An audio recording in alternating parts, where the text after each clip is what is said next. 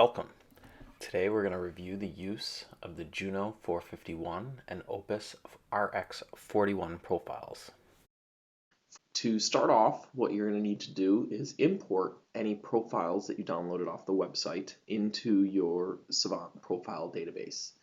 To do this, go into your RacePoint Blueprint software, click on the RacePoint Blueprint menu, go ahead and click on Preferences, select a folder to import your new profiles into, click Import,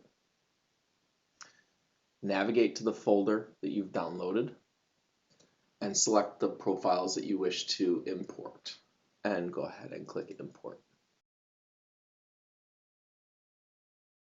Repeat this step for any other profiles that you want to import.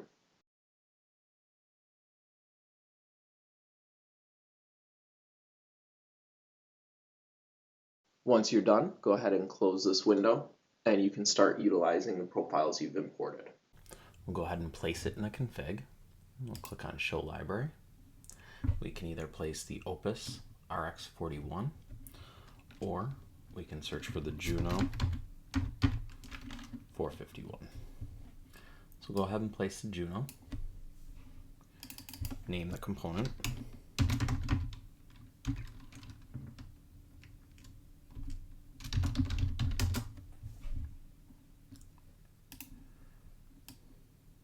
and then we can start making our connections. We'll start making our input connections by either right-clicking on our ports and selecting what we want to connect to it, or we can go ahead and click on this and drag our connection. So now that we've made all of our video connections, if you decide to use the Toslink audio, you can make that connection to your soundbar, audio system, or something like that. If you're making an audio connection, please be sure to look at the profile notes, which indicate that you need to log into the JUNO-451 or the AT-OPUS-RX41 and configure how the audio will be output from that unit. That must be done from the web UI and cannot be done through Savant.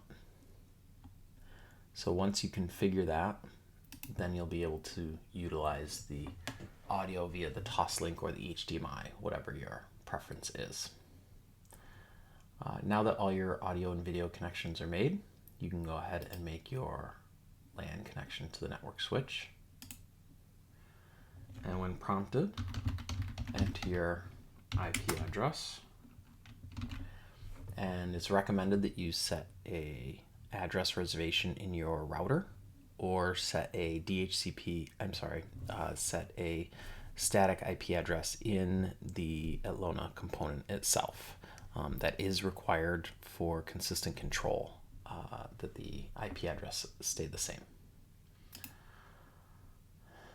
Once we've made all those connections, we can go ahead and generate services and upload our system and test.